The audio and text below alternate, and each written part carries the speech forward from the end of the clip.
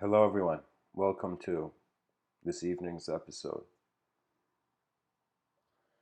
When the world asks you what it is, whether it's like an old friend or whether it's like a new face,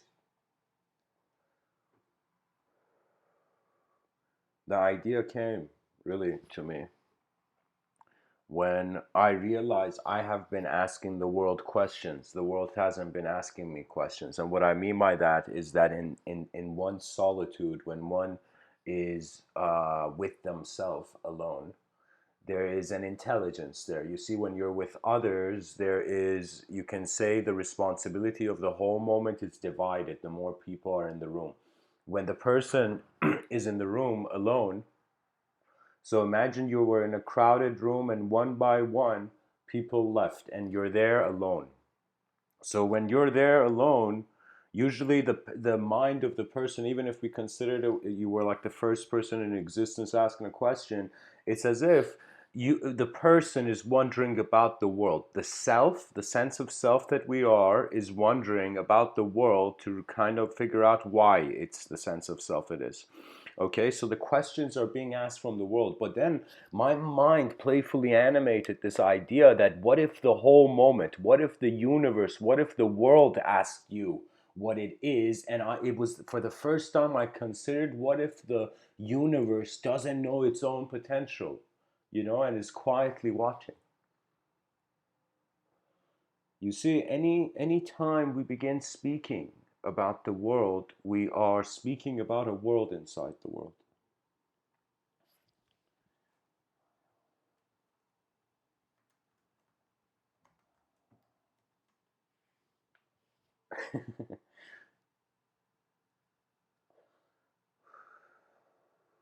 This sort of loneliness I'm speaking about is not it's not per se loneliness. Loneliness is when you've been with others and then others go away and you're lonely. What I'm really trying to point to is how our inner realms are our own.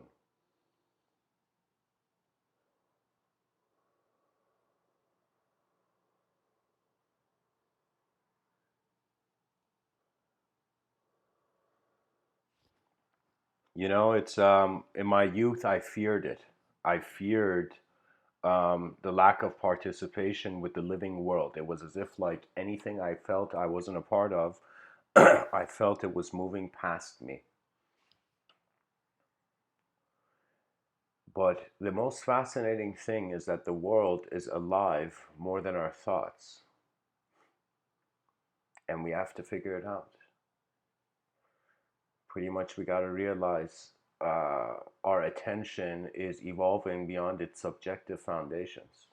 And where is it going to? It is going towards rhythms. And I can tell you, if you as a being cannot be comfortable with your own existence individually, then it's as if uh,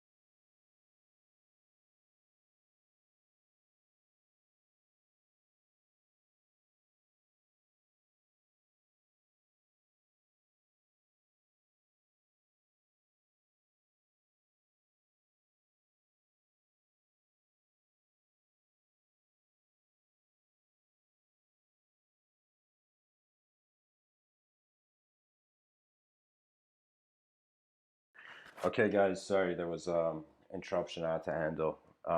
Anyways,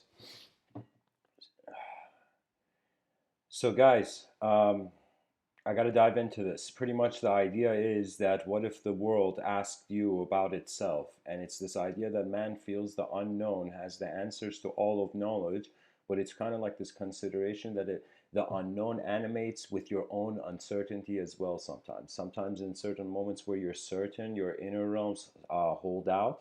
Sometimes when you're uncertain, your inner realms can vanish. And really, it's about a sort of, how do I say it? When the world asked Mr. Within what it is, the cool thing about being is that you don't need any explanation of something that is being. And that's the cool thing about existence. And that's the fascination. I find that it was as if the secular mind sought for a proof. And when you ask why, it was as if it's a strange purity. Do you know, there is a sort of purity in, you can say, religious circles, or Abraham, in an Abrahamic context, where it is the purity of the follower. And I find in secular culture they have a sort of purity which is the purity of the doubter.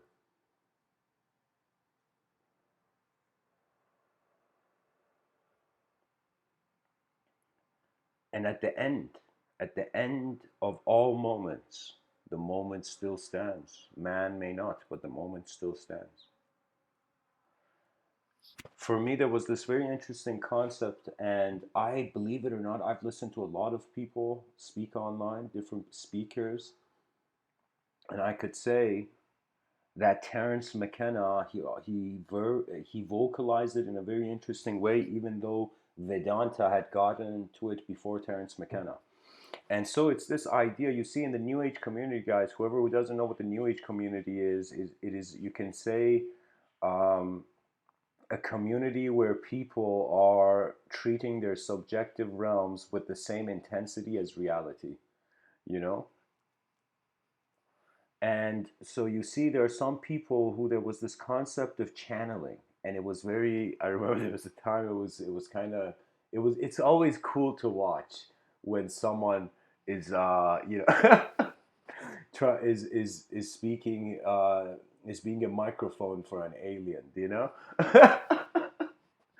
But it's so anyways, there was this idea that higher dimensional beings were actually minds, they weren't bodies, and these higher dimensional minds communicated through a sort of channel or output of a body, right? So it was this notion that higher dimensional minds use our thoughts like an alphabet, okay? So something like that. You know, use it's as if higher dimensional minds speak through the thoughts of man to man, okay? Now there was this sort of idea, and it's not a new idea, it's an ancient idea, but now the other, and I consider this even way more ancient, was the idea of, instead of a higher mind moving the lower dimension, it was the lower dimensional body becoming part of the higher mind. And that's where I feel the advancement of our civilization is going. It is going with an interaction with the unfathomable first sort of extraterrestrial contact, where man thought the being would have form, but it is of the mind, you know?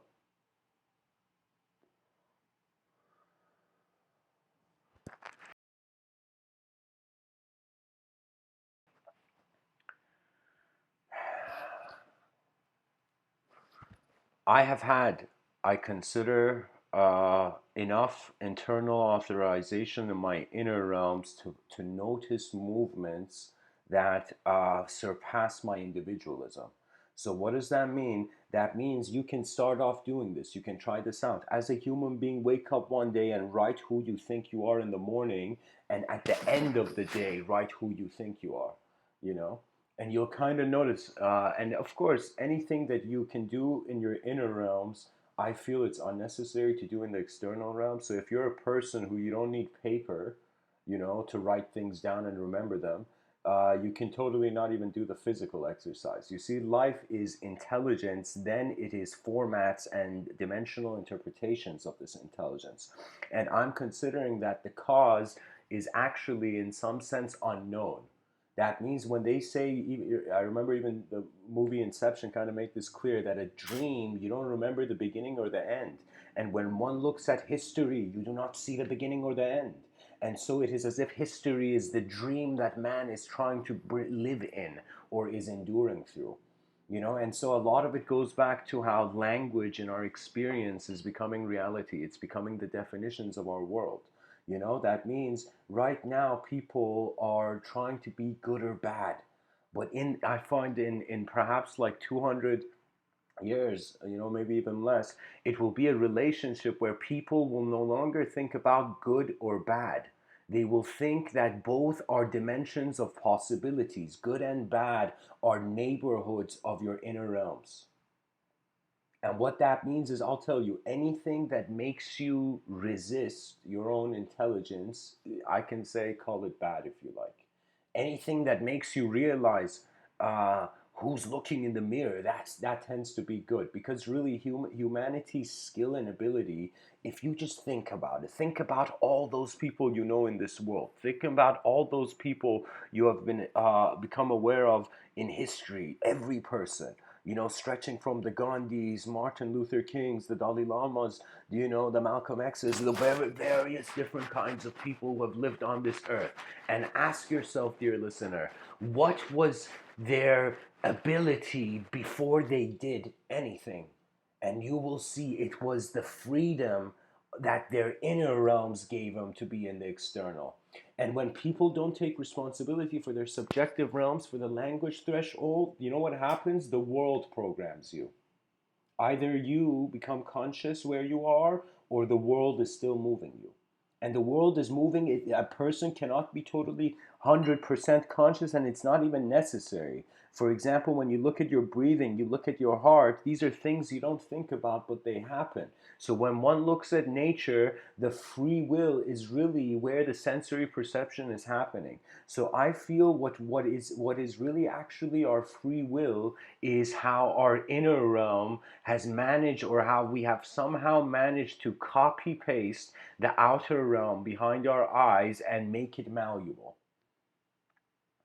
And that malleability, it happens prior to the physical action. So then we say we have free will. We could have always chosen. And so the good game to play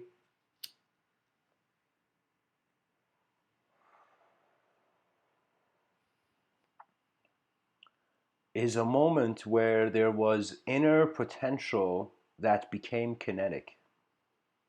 And that's the value I find. You see, it's like we're no longer in a world where physical action is the greatest value. I noticed this because it's now 8 billion minds on earth. And if you think about evolution in history, we have never in our history been this tolerant with this amount of advanced technology to ask the question.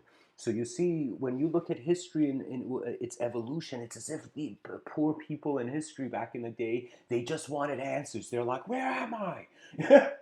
And they went towards answers. But the sophistication that we find now in 2020, especially as I've said, the era of advanced communication has begun.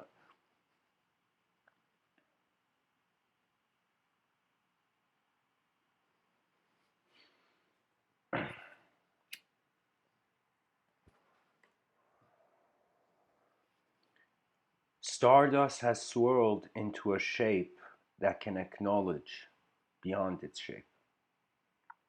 Matter evolved into a thought to itself. How strangely magnificent. And so there is something, guys, there is something about the inner life that holds within it a solitude, and only that solitude can access the awe and vastness.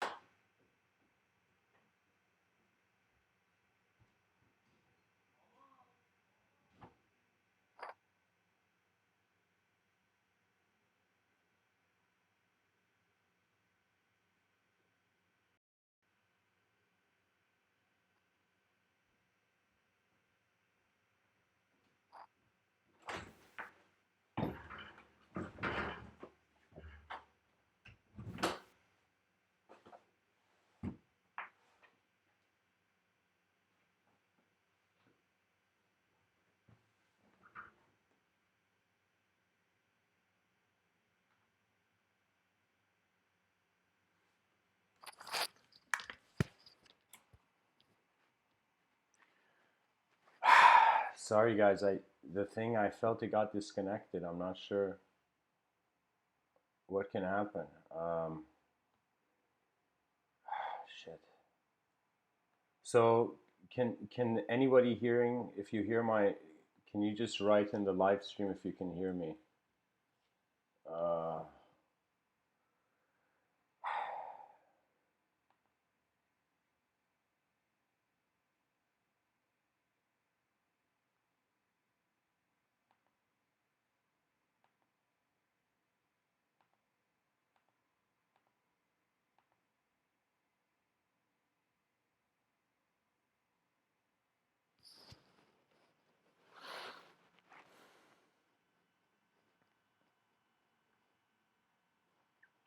um, can the listeners hear me? Uh,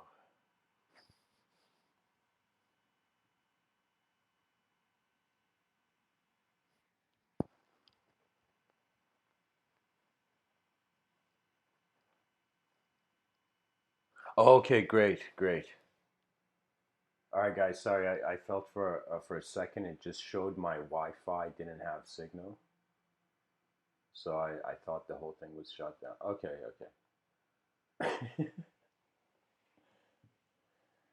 okay. Okay, guys. All right. Let's keep going.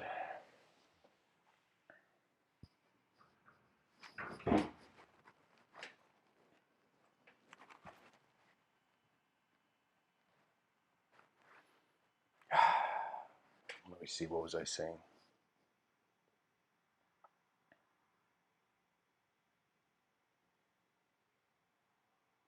Oh yeah, a sort of. At least this is what I remember. I was saying a solitude um, that gives you access to an awe, and that awe is the awe of your inner realm. So you see, there's a sort of awe or fascination that one sees. For example, when you look at literally the stars at night, and you're like, okay, so I am, our my galaxy, the Milky Way galaxy, is in a galactic cluster among so many galactic clusters, and this universal landscape, this cosmic landscape, is endlessly vast, as if me and you all have opened our eyes.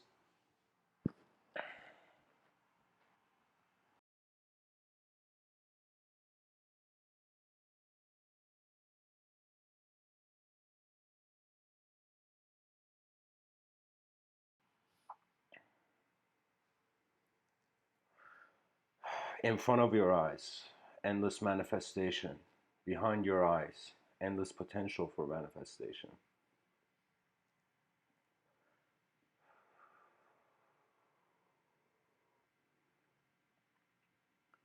What if the world didn't know what it is, and that's why man exists?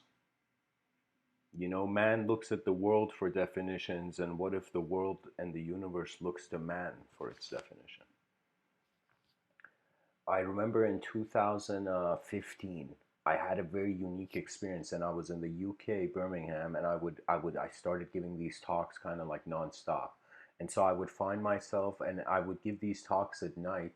I remember I just I had an iPhone, and just like an iPhone headphones that were like pretty much had been so used that I was just hoping that they could endure.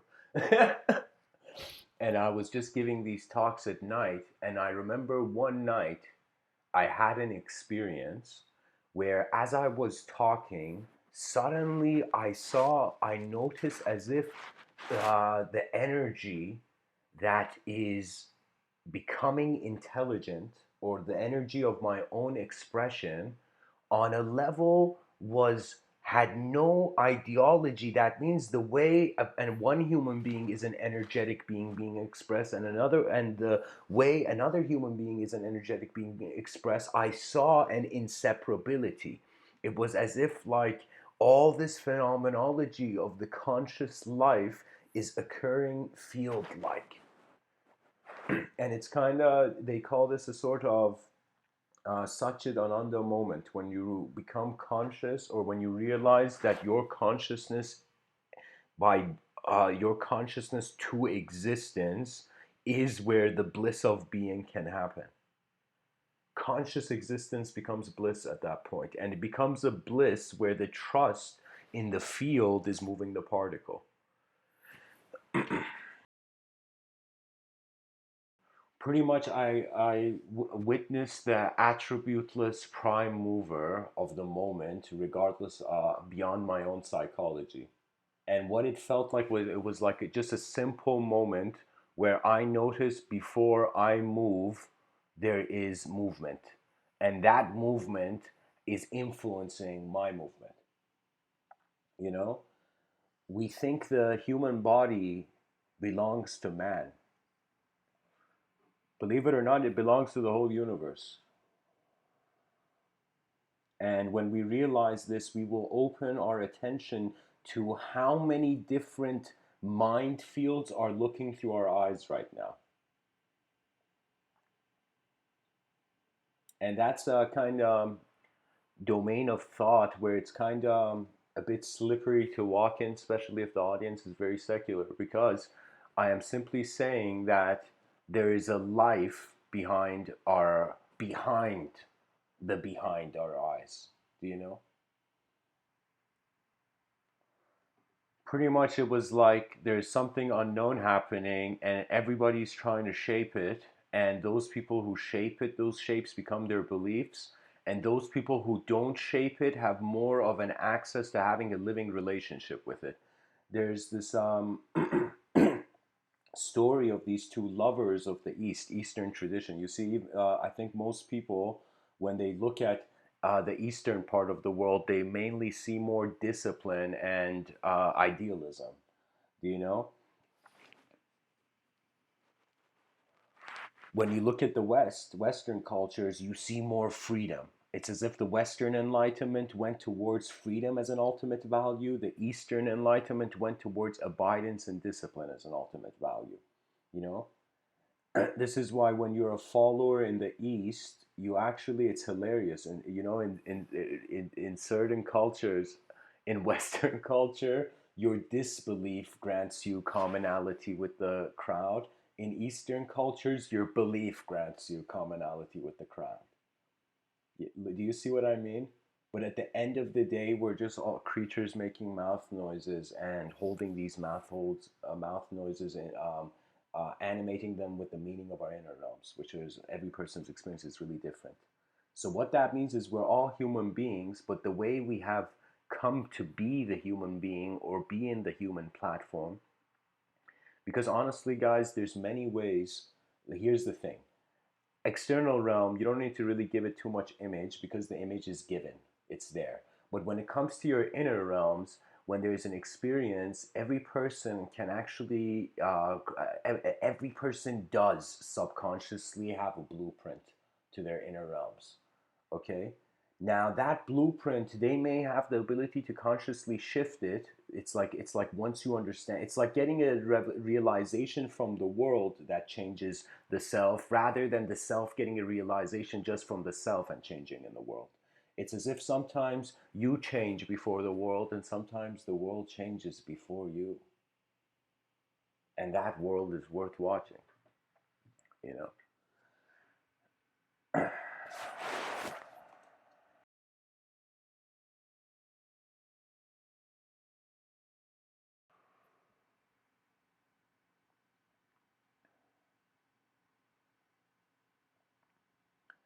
You know, there has been times, of course, my own intuition has scolded me.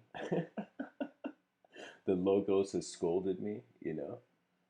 Moments where I knew something and I didn't care for it was a moment when nature shouted at me. I've had certain times where I could say it's like I've been purely alone, but my modality of perception has been in a way where the logos has literally crumbled it. You know, till 2011, I felt I was in a sort of karmic quarantine. And what I mean by that is it was very strange. It was,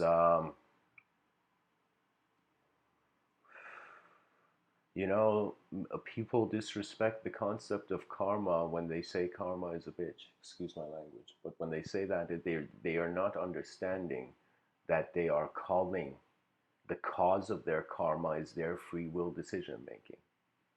You see, it's like life is a process. You have become conscious in this process as a collection, as a unique collection and set of particles. Now, these particles need to, on a first basis, acknowledge and stabilize your physical existence. So, in no way, my school of thought is ignoring the objective realm. If you notice, most mystical traditions and most esoteric concepts are trying to take man into somewhere else, you know, and that's what I realized. It's as if it was as if there was a beautiful melody of mysticism that I was intuitively following, and then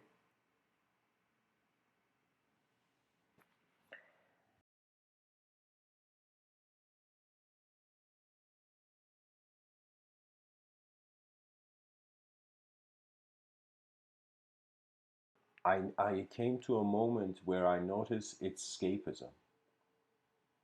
It can be meditation. Spirituality can be escapism for the person who doesn't want to keep looking at the life they're actually in. So in my school of thought, I want people to build civilization 2.0, not meditate and become some sort of energetic light that disappears out of this dimension. I remember I said this story in one of my talks where there was this man who somehow he realized all of life is an illusion and a simulation, and he did the right things, and he went to the mountain. And when he went to the mountain, you know, the like in Vedanta you can say, I think it was called Mount Meru. It's like our dimension and plane of existence is the bottom of this mountain, and there are higher elevations, higher dimensional constitutions to reality. You know, as you go, as you climb, if you notice when you climb a mountain, every moment you have, like let's say you climb, when you look at it from the bottom, it's different. When you're in the middle, you look at it, it's different. When you're at the top, it's different.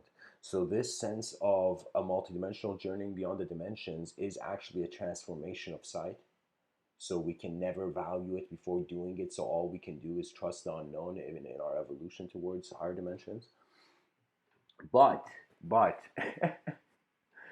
the idea that man is in a lesser dimension, or this plane of existence is the bottom, it's kind of a suggestion of, uh, you see, I feel what extraterrestrial contact would mean for the human being, let's say realistically, would mean becoming acquainted to the unfamiliar and extraterrestrial kind of vibe of how the mind is unknown to its known movements. I feel that's a question even we have to find an answer to before if extraterrestrial contact. Imagine extraterrestrial contact. An alien comes in, shakes hands, peaceful in alien species, and we're like, "Yo, this alien species wants to join," become citizen on Earth, and we get citizenship on that on the planet of that alien. And then it becomes something where we suddenly see that imagine the day of contact. The extraterrestrial ambassador comes, shakes hands, and then asks one simple question from humanity and says, "What are you?" And if we were honest, our answers would be, "We don't know."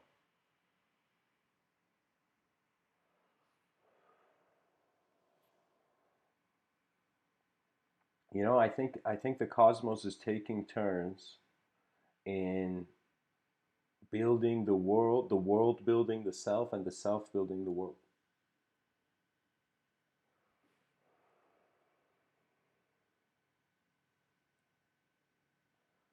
For me, the world is actually alive. That it took me a while to come to that conclusion because I had been treating it as lifeless, not realizing my mind is the life in the moment.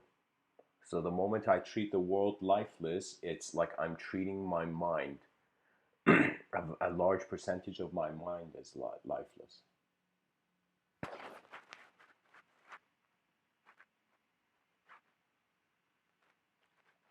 There was a time I thought like materialism meant idol worship. And because an idol is an object, and if we think we're just particles, then we are like, anytime a person pays attention to themselves, it's as if a particle worshiping itself.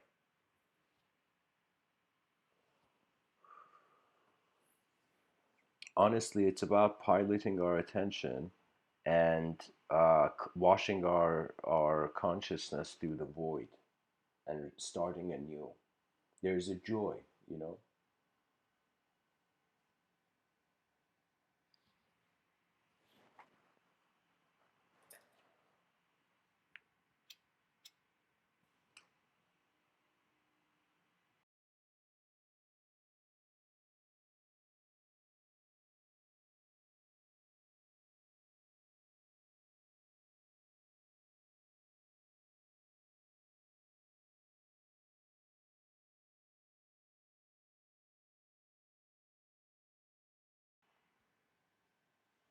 You know, Terence McKenna has this remarkable talk where it's titled "The World and Its Double." And if we think that the world is existence, its double would be intelligence of the non existential. And that's something where we have just given a zero value, not realizing that that zero could be masking a comprehension through a different dimension.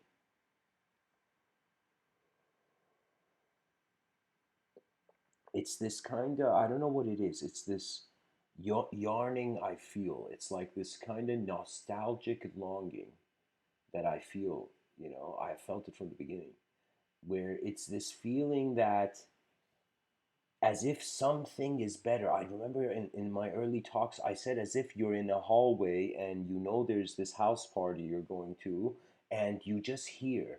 It's as if from a different room you're hearing the music from that house party. And it's as if there is this collective cosmic activity that's always occurring, and it's whether man finds the right room to perceive through. So, in some sense, the mind, when it wants to get super precise, can appear kaleidoscopic to itself, like a kaleidoscope. It can appear incredibly symmetrical, and it can also appear as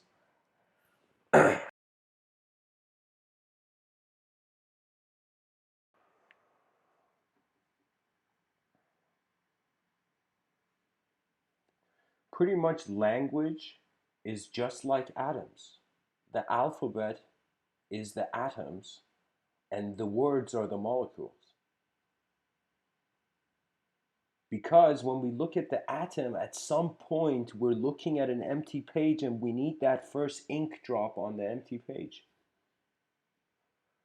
So I feel man's external knowledge, or what appeared to the human being as external knowledge, is being realized to be an inner collective process. And I think that's why there's this kind of constant fight for liberty. When one thinks of America, I mean, usually in the media, it's like the land of the free. You know, America is a country that's had a civil war. Do you know? And countries that have a civil war, their political systems inevitably in the long run become mature quickly. Do you know? It's as if like who learns more, a kid that is mischievous or a kid that isn't mischievous? You know, it's like, do you know what I mean? So it's like exposure to experience, and there's inner experience and outer experience. And you can say when a person is stressed and depressed, it's like an internal civil war. Do you know? Where it's at any time you as a human being have judged yourself, it's as if one sense of self is standing in one memory, and one the sense of self that is standing currently now, and those two senses of self are like shouting at one another. You know, I there has been times where I had to be very conscious in piloting, especially um, in any sort of communication, because when I think of communication, words are just an effect of it. Communication is not just through language. There is the language of the presence of the world, the intelligent presence of the world. Now that when you speak the language of presence, that means you are the witness of the persona. So you see it when you look at, for example, Maslow's hierarchy of needs. He's seeing the human being as if his greatest need is to actualize himself, who he is, who he sees himself to be. Okay, when you look at Carl Jung's work, he speaks about the persona, and he says how you require to confront your own shadow to get a sense of the light. Do you know? But all of those are still taking us to the threshold of the persona, which on some level is just like our planet hovering in the void. And that is where it gets the inspiration to self-define, to define the self.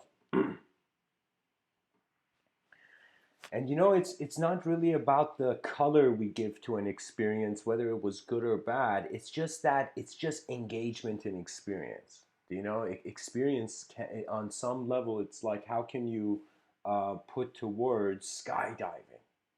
You can tell someone, sure, it's like diving into a sky, but like what it feels like, what it actually is, the experience of just skydiving and the idea of skydiving for someone who hasn't skydived are two totally different rooms of reality.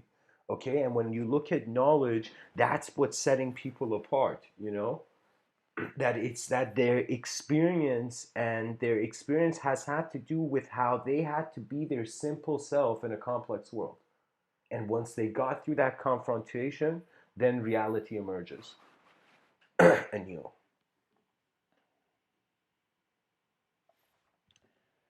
in the subtitle, I've written conscious awakenings, and because on some level the concept of life and death could be seen as awakening in sleep.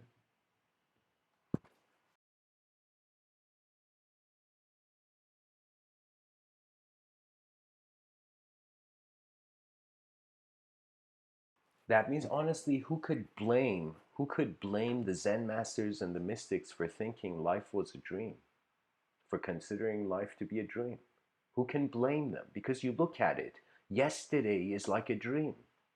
It's like a dream that the beginning came from the gap, like you slept and you suddenly woke up. You woke up to a world, you know? That's the second birth. The first birth is your physical birth. Your second birth is your awakening into your own individual consciousness. And after you have dwelled in your individual consciousness, then you begin to see, as Andy Warhol has this nice quote where he says, when you go to the edge, you see things that you couldn't see when you were not at the edge. So when you live life, you get to the edge of your direct experience, and then what you see beyond is potential. So that's the thing. That's the only reason I cared for the earth, because I saw a version of it that was happening in a better way. And it's the same thing with our senses of self. Whether you fall in love with your world or with yourself. Or you realize that the person who loves themselves, if they thought a bit deeper, they're technically loving what the world has given them. I find that a man is the responsibility of nature, but that nature has translated into free will. So you can say when a human being uses his free will, it's like uh, the universal sector is choosing to feel itself differently. In my science fiction novel, there's a character named Rasoul, and this character, he's designed in the science fiction novel is set in the year 5025, and this character, I designed it in a sense that how can I tell you? Uh, the character has no resistance to the world, therefore, he is, in some sense, nature's will. He's a character that doesn't physically fight, but the world fights, defends. It's as if the world is him, it's as if the world is his friend. Do you know?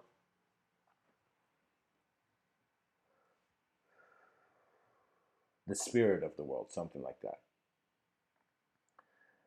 And this character, there's a scene I remember where I had kind of created this idea where, as this character, ah, do you know what's funny about a story? a giant story that is there in your inner realms, but you haven't told it to the audience. So if you like, sometimes I feel when I get excited, I'm just, it may come across as meaningless, but but here's the thing, guys.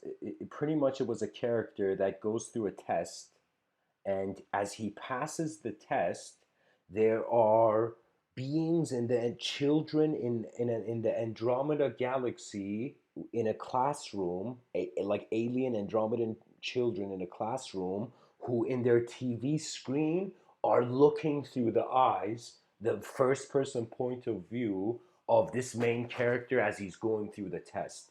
And the way he completes the test, the teacher in the Andromedan galaxy says, "See, kids, that's how an Andromedan, does it." Yeah.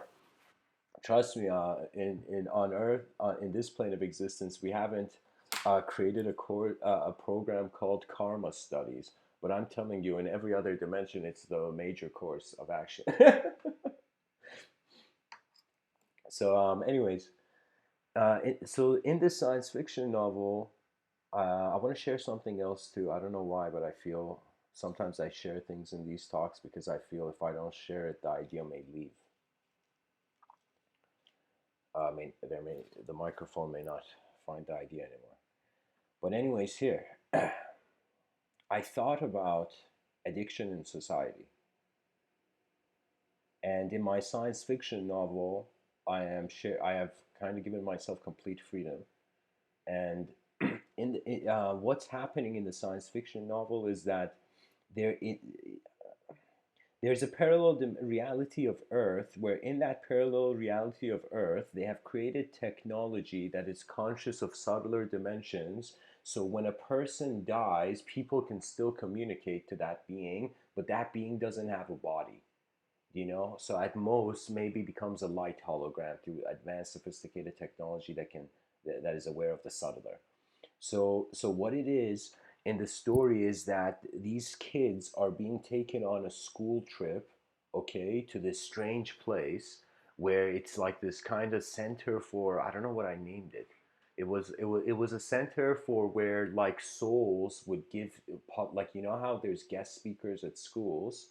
This was people who had died to addiction, and their consciousness was through this advanced technology telling the kids what happens when you die from addiction. You know?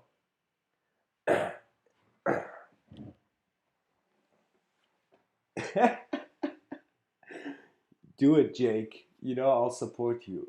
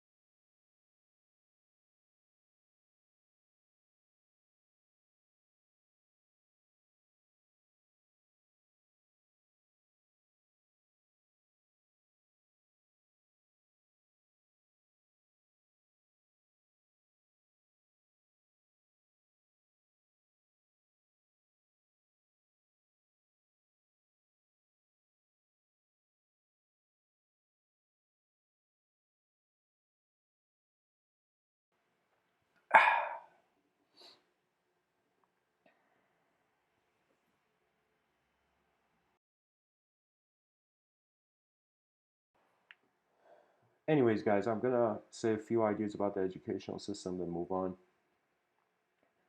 to that kind of science fiction story I was telling you. Pretty much the educational system, every child has to plant a tree before they can graduate to the next grade. Children at young ages should be studied. Primary school, they should teach the medical sciences and health activities and character. And middle school, they should give the creativity of the children incredible hard questions, and not questions that are meaningless or too much of the inner realms. University should be for the true study of the inner realms. I find before university, you should get well acquainted with the outer realms, you know?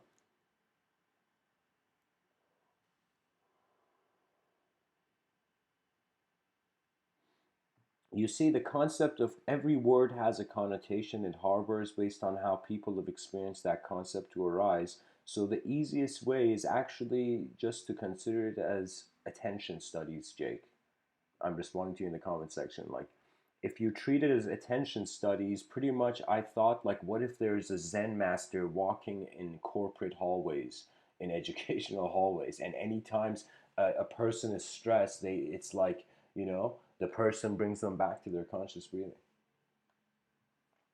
You see, the issue is we go into an educational system that devalues us, then a devalued self feels it has to buy into many programs to fit into a sort of economical survival. And in this process, the novelty that the DNA of the person is meant to bring. You see, your DNA is like a flower that has never existed on this planet before. Okay, and it's in a garden, and every other person is another, like their DNA is another kind of flower or intelligence. And so we are in this garden of the surface of this earth, and our intelligences are growing. And what that really means is that you cannot grow if there isn't space to grow. Literally, if your body suddenly grew and your t-shirt didn't change since you were a kid, that t-shirt would feel like it would suffocate you. And sometimes if ideologies don't update, you feel suffocated in the ideology. You feel it's as if you're not allowed. And in Eastern traditions, cultures, I would say they have to look at a separation of emotion with ideology. And in Western cultures, they have to see a unity between emotion and ideology. Because let me tell you, a sort of materialistic agenda only means that you are destroying the abstract progress of the inner realms of human history. That means rather than saying we know, or it's this or that, let us just honor the unknown and just try to amass a vast archival kind of network.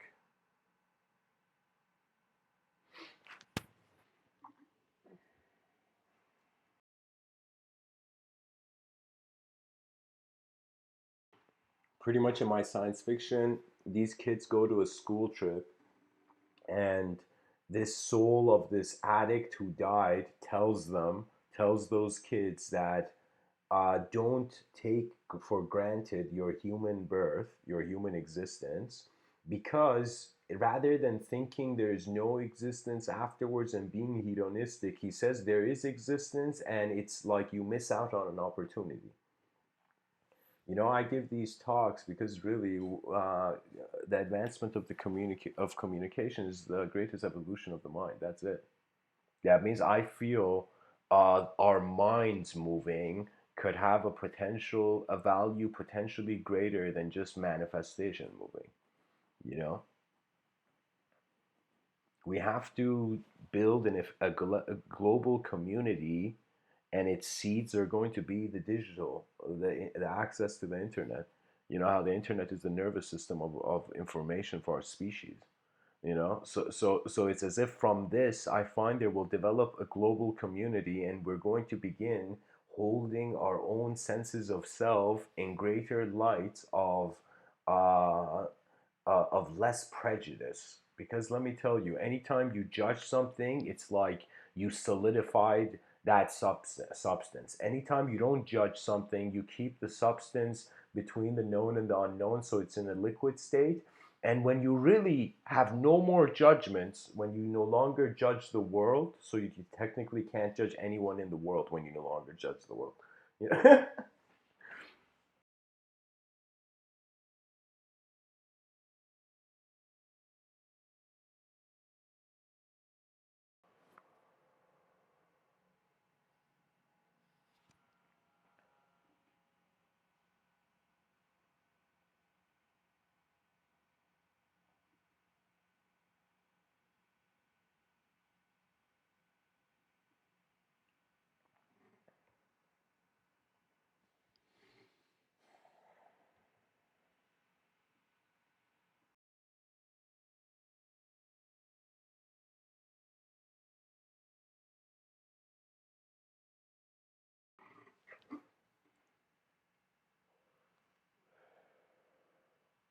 I feel we have mastered a sort of intelligent relationship with matter, but we have not mastered an intelligent relationship with subjects or the subjective realm. So we have mastered navigating an object. Like I can see an object and pick it up in three-dimensional space and put it somewhere.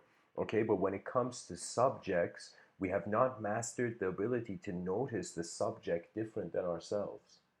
And so this is why I say the whole species in the act of language worship has created the reality in a linguistic simulation that is neither rational or irrational. So what that means is all the scientists in the world that are conducting experiments and are bringing those results back to society, they're bringing it into a society where the person doesn't just have access to reality, but has access to deviations from reality, which is their imagination. And any invention that was made was on. It's as if, like, imagine Edison going to another person, like a friend of his, and saying, "Hey, man, I'm gonna create this light bulb, and I'm gonna, through glass and wiring, create some sort of light that is not the light of the sun and it's not the light of a candle, and I'm gonna create a new light." In that moment, probably his friend would be like, "Bro, there's no such thing. It's your imagination. It doesn't exist. There's no way. But until Edison did it, then people were like, holy shit, okay, you can make a light bulb. you know so that's what I'm saying, and that's what it feels to me, this sort of militant materialism that is being enforced. And I think what would replace that militant materialism would actually be how the agnostic mindset finds itself having access to more colors, more viewpoints than just one's limited to a certain range of validity.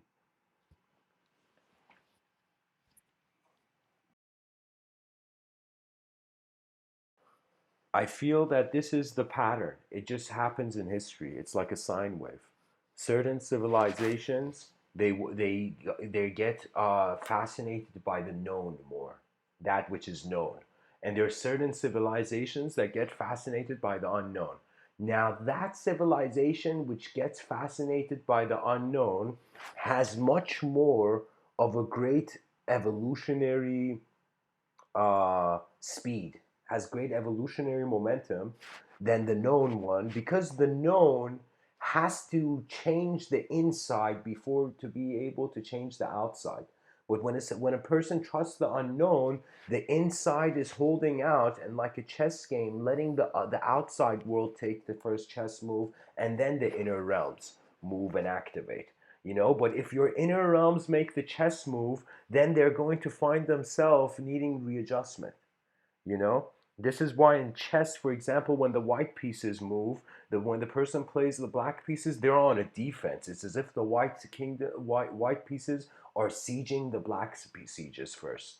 You know, and then you see the black strategy, the sieges of the black strategy is to maintain your defense until you see that the white pieces make a mistake. And when the white pieces make a mistake, that's when you go into an offense.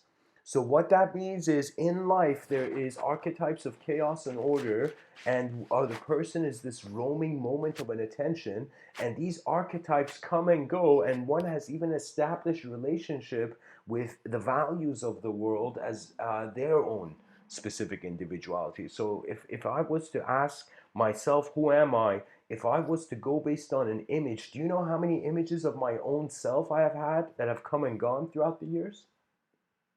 Do you know how many different states of mind the person lives through? So it's as if when you ask me who am I, you want me to say what this state of mind is, or what the overall meaning of all the states of mind I've endured through has been.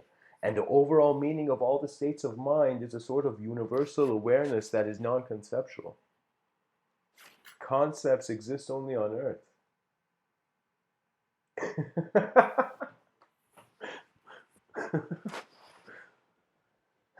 There's this Zen story. This guy's this like monk is meditating on this like beautiful grassland.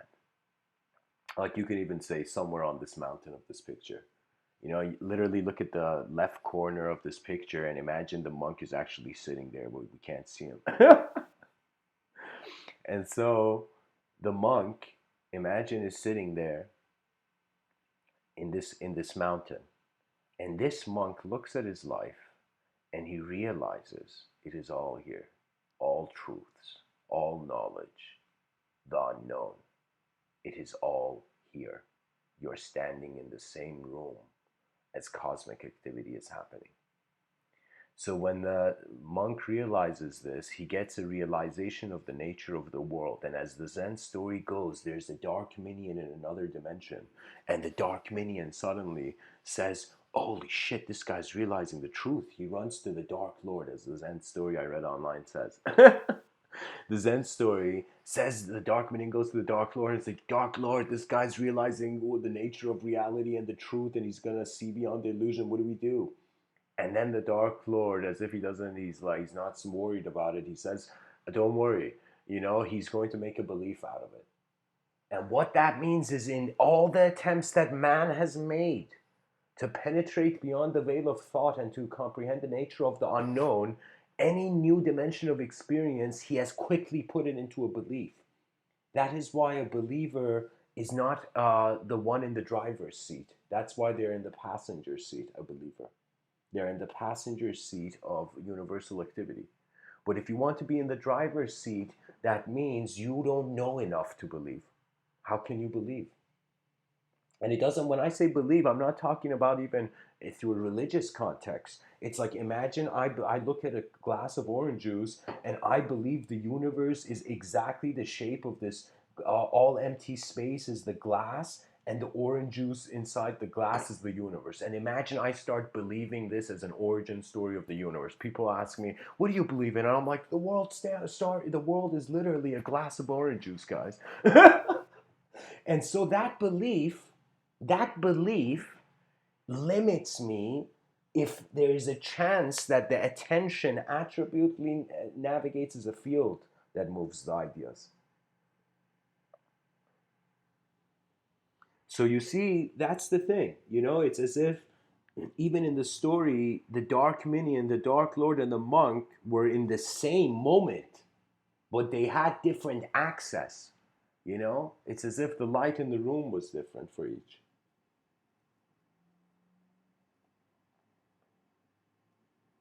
And so the process of worshiping language, which pretty much after the idols,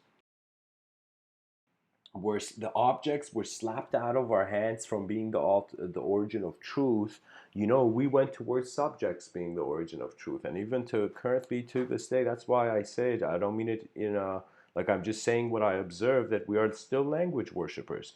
And you can totally see this anytime you see anger and violence between communication of people, though, if those people are language worshippers. That means if somebody can come and tell you something, and what they say changes your value reactively based on your reaction, then let me tell you like this. It's like this. It's like you are a being with a mind of your own, and there are other minds here.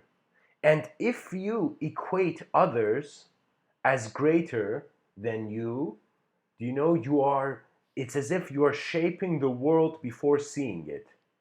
Do you know?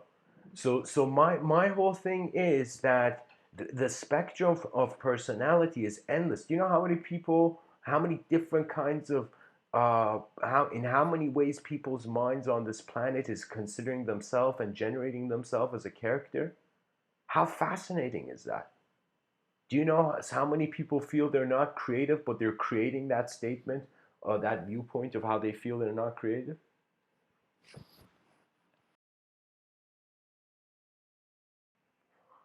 We have to lift up the civilization, literally, as if like you notice someone in a ditch and you grab the hand of that civilization and lift it up, you know. And we have to lift ourselves up from how language is limiting who we can be.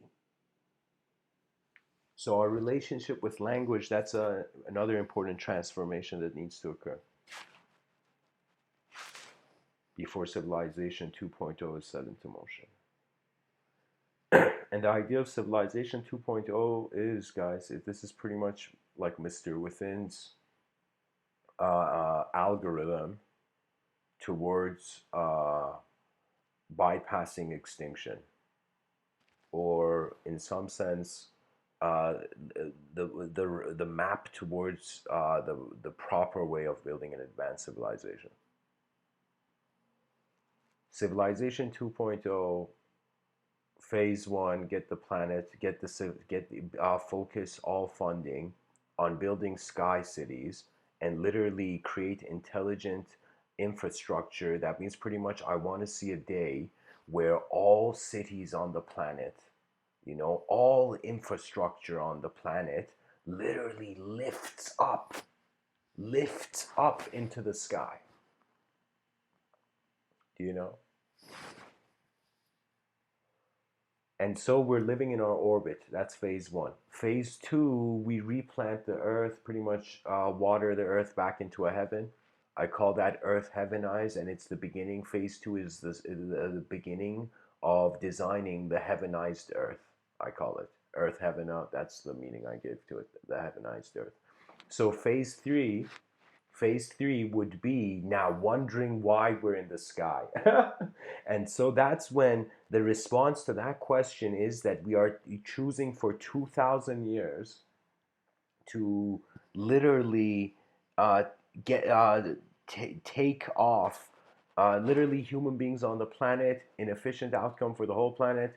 If we live in our orbit, not only it solves the problem of overpopulation, if we utilize three-dimensional space, not only does it solve the problem of resource allocation, because when we are living in our orbit, the earth is an all-you-can-eat buffet for every human being. There's endless enough resources.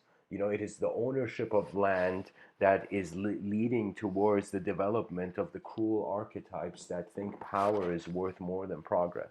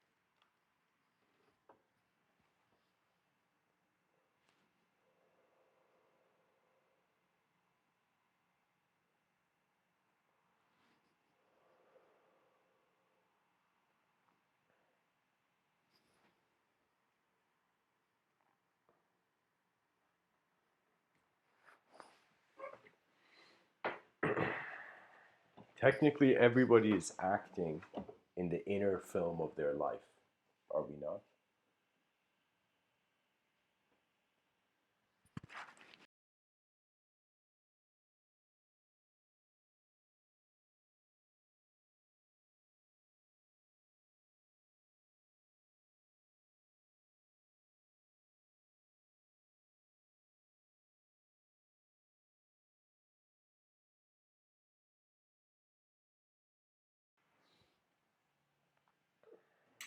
When the world asks you what it is,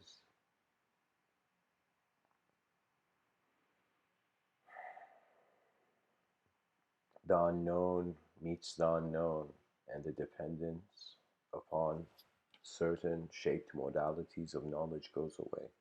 I feel it's as if there are three kinds of minds, types of minds, or states of mind a person can access.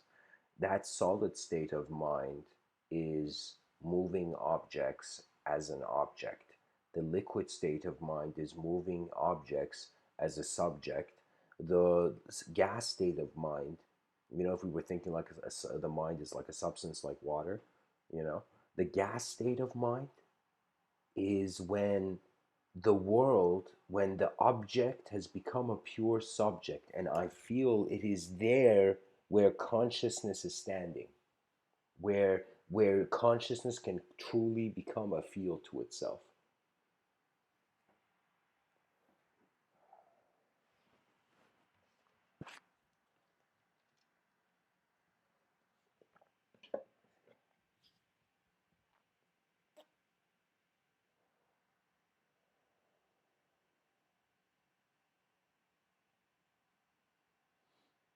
So anyways, guys, thanks for tuning in. Really, life is you can totally see it as artwork, and you can totally see your attention as the brush, and that's what it is. It's the opportunity for a DNA to uh, transcend in a story of its own making. In other words, the mind exists so the body can never die as long as it's alive. Your mind is the source of life. That means, like, literally, where is all of life being made aware of? It's like it's instantaneous in this moment.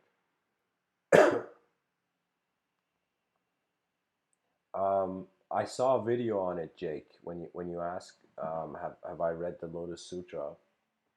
Yeah, it's kind of yeah. Lotus at the Lotus Sutra, Buddha freaks out the way I saw it, at least. At the end of it, Buddha realizes everybody was enlightened from the beginning. It's like, who knew?